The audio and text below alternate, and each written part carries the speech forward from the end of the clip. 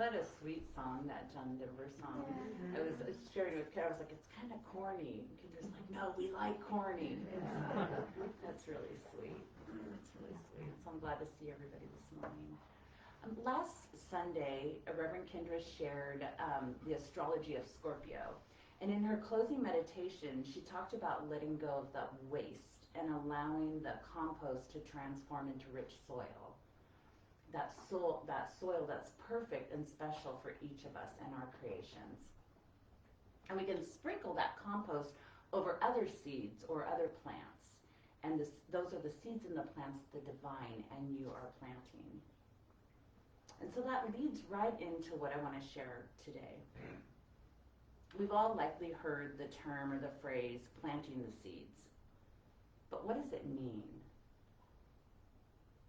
We often use it in regarding to planting ideas or suggestions or knowledge or experience, maybe beliefs or even morals. Or maybe we use the phrase for seeding and growing our own intentions. I'm sure there's lots of uses and lots of thoughts around it for each of us. So for many years, I've been intentionally planting the seeds. And as I was shifting my life, I felt an obligation or a responsibility to share what I was learning, what I had learned, and, all of my grand wisdom. And my playground or my place of practice was my parenting. Because who better to practice on than somebody who's completely responsible, or you're responsible for, or they're completely dependent on you. And of course, as parents and grandparents and aunts and uncles, we want what's best for our children and those that we love. And we don't want to witness them doing life the hard way, or maybe watch what we would deem as suffering. And with that, we can impose our own will for their lives. Now, I'll circle back to this. So as I've explored and discovered the value and the power of planting seeds of intention, I began to witness what I was needing to let go to make room for what I was wanting to manifest. And so often I'll journal or I'll write it down on a piece of paper because that helps me get really clear, and it allows me to revisit what I really have my heart set on. It also sends those intentions to the universe, to the cosmos, so that those things will manifest and they will bloom. And sometimes I carry it around with me, or I'll put it on my altar so that I can really nurture that intention. And a lot of us do these types of practices. We're entering or during the new moon. So circling back to my parenting, I began dropping tidbits here and there, making gentle suggestions, sharing my own experiences, sometimes, honestly, often unsolicited. And because I thought and I felt that I was offering an amazing service to my daughter, look at all of this wisdom. So then my daughter started to catch on, and I could tell because our relationship started to shift. And it wasn't a shift of resistance, it was more of reflection. And I'm not sure if I can exactly explain it, but it was changing. And I always tease her because she lives up to her namesake, Brighton. She is the bright one. So recently I've been hearing a lot of folks use the phrase, or maybe this is just where my attention is being directed. And it really made me contemplate, what does planting the seeds mean to me in my life and on my path? And then it hit me, and like the saying, like a ton of bricks. And that hit came with a sense of duh. It was such a simple concept that I started to kind of wonder if I'd been doing things the wrong way for all these years. And I can easily get caught up in all of that, or I can change my mind. I can change the way that I think about it to be able to move it into action. So what was I really feeling and thinking when I felt that strong pull or that call to plant a seed for another? And of course that led into more questions. And how would I know if the seeds that I planted in someone else's garden were being tended to? Were they being cared for, nurtured, watered, given enough sunlight, love, attention? Would I know what grew or what had grown and bloomed was ever harvested? And was that harvest of use to the seed tender or the gardener? And would they know how to create fertile soil and to tend the land in preparation for the next seed planting? And of course, all the questions came in exactly that metaphoric way. And I'm like, come on, all the metaphors. So the answers to these questions had a commonality, and they really ran in the same vein. It wasn't my business. It's not my business. It's not mine to manage. And that rubbed up against my ego just a little bit.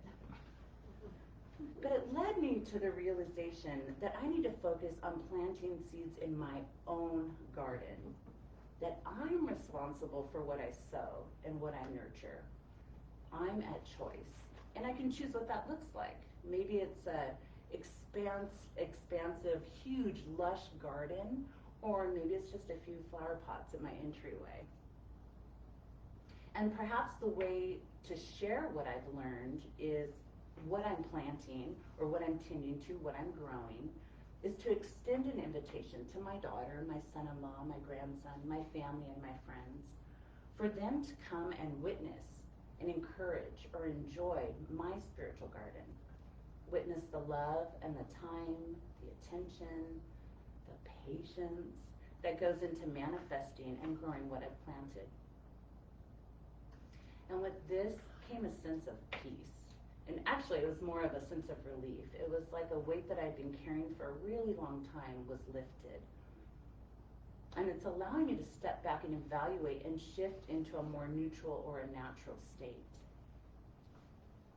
It's allowing me to recognize that I can't impose my will on another.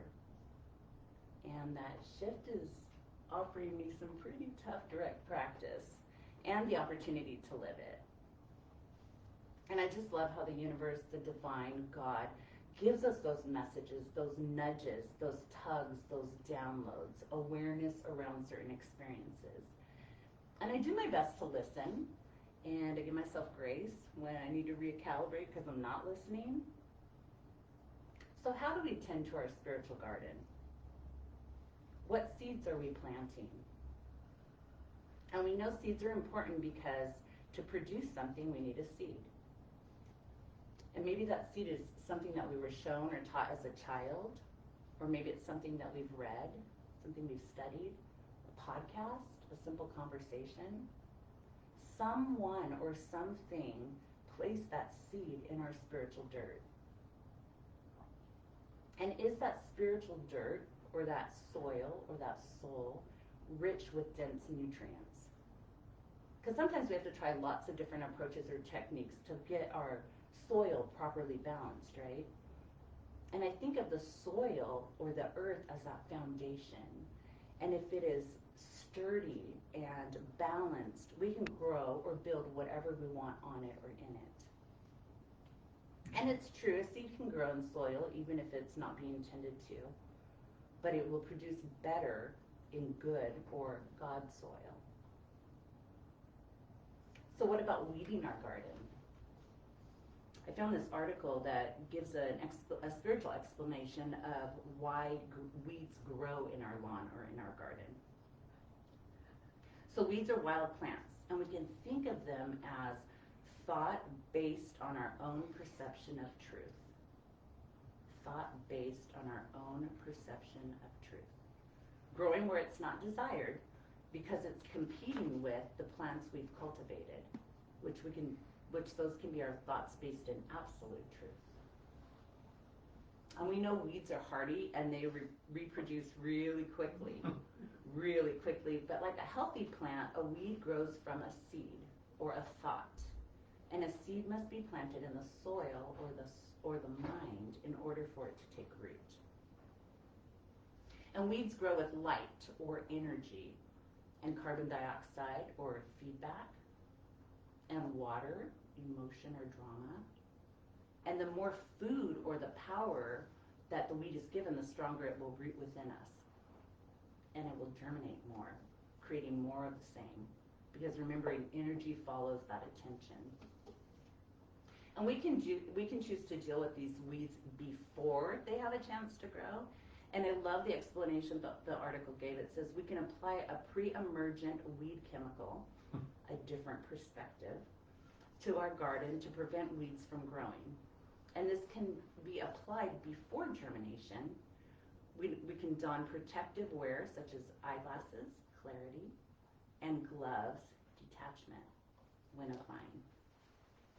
And if we allow our garden or our lawn to grow high, meaning raising our own vibration, this will prevent any weed seeds that may arrive from getting any sunlight or energy they need to sprout or to grow. If these weeds or these negative thoughts are not properly removed, it can destroy whatever we've planted, whatever we're already growing. Now let's look at how we water our seeds. Are we giving them too much water? Are we giving them not enough water? And we can think of water as our emotions. Are we adjusting that nozzle? And I think about how I've approached lots of things in my life. And sometimes I just sprinkle a little bit of faith on something. And other times I have that valve like completely open, the water pressure is at max capacity, just full blast, and I'm just come at that experience or just hosing it down. And you know, when you have something with that full water pressure, how it kind of gets out of control, wiggles a little bit, and you get doused and everything in the path gets doused. Yeah. When I have those experiences, I need to remember to just adjust that nozzle. And what about sunshine or the light? I do this thing, well, not as often, but I used to do this thing where I'd gather all my house plants and I'd water them really, really well, and then I'd take them outside on a really sunny day because I thought they needed some extra energy or sunlight or a sun bath or something. And when I would bring them inside, I would notice, notice visually that they were like, what the heck? You know, like, what are you doing to me, lady? And do we approach experiences like that? Do we just sit in the sun or in the teachings and soak it all up? And then we come inside where it's dimmer or darker and maybe we're in a little bit of shock? Or does that light charge us and give us the ability to move through those dim or those dark places or experiences? And are we carrying that light within us? And as I begin to close, I want to remember that others have planted those seeds in my spiritual soil. And it's been up to me to nurture them and to allow them to take root and to grow. And I'm not sharing this to discourage anyone from sharing or continuing to share or continue to have that desire to plant seeds for others. It's just maybe to encourage us collectively to create and to nurture and to tend to our own spiritual garden, tending with intention, and to accept only cultivated or nurtured plants so that our gardens will prosper into a vision for everyone to behold. So I'm going to share a little poem or a rhyme. It says, your mind is a garden, your thoughts are the seeds. You can grow flowers or you can grow weeds. It's a sweet little. So I'd like to share as we move into like a meditation state. I want to share a reading from the Chaplain's Corner by Reverend Mary Lou Coins, and I've modified it just a little bit. So I invite you to just listen. You can close your eyes, open your heart. I invite you to think of the joy that you feel when you watch seeds that you have planted become a flower, a fruit, or a vegetable. The joy that you feel when you watch your seeds burst into life as you savor the harvest. Now think about gardening the divine's way, Spirit's way, God's way. And even if you don't have a desire or time to tend a garden or plants, it's important for us to tend and care for our spiritual garden. And we can plant 3 rows of peas. peace of mind, peace of heart, peace of soul. Plant 4 rows of squash. Squash gossip, squash indifference, squash grumbling, squash selfishness. You can plant 3 rows of lettuce. Let us be kind, let us be faithful, and let us really love each other. And no garden is complete without turnips. Turn up for meetings, turn up for service or work, turn up to help one another, turn up with a smile even when things are difficult, turn up with determination to do your very best. Now water your garden freely with patience and cultivate it with love. There will be lots of fruits and vegetables in your garden because you reap what you sow. And to round your garden, you must have plenty of time. Time for divine, time for God, Spirit, time for prayer and study and meditation, time for yourself, family, and friends. Isn't this the best garden you've ever planted? As we plant good or God in our lives, we can share this garden of information with others. When we plant a seed, it will produce whatever we have planted. Pull the weeds from your garden so nothing will harm what you have planted.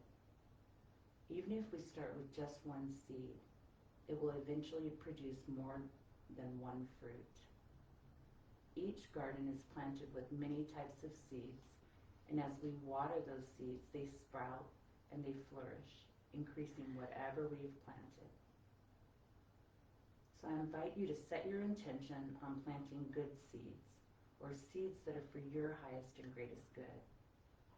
And our seeds can thrive despite all the weeds we may feel around us.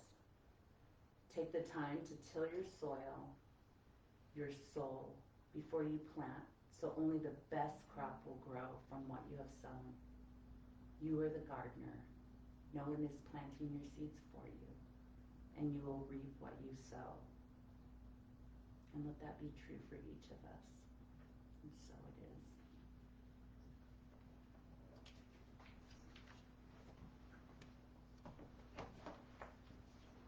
I'm kind of lost. Offering. Doing the offering. And for those of you online, if you'd like to give, it's paypal.me/HomeCenterSalem. Look over at Arwen and Kendra finish it off for me. So we appreciate your gifts, your in dollar amount, service, time, love, whatever it is. And just place your offering in your hands. And let's charge it up with love and blessings, knowing that whatever you give helps to build the Home Spiritual Center, helps to maintain this building, the space, our classes, supports our ministers, our members. And we know that whatever we give will come back 100-fold. And we say, thank you, thank you, thank you.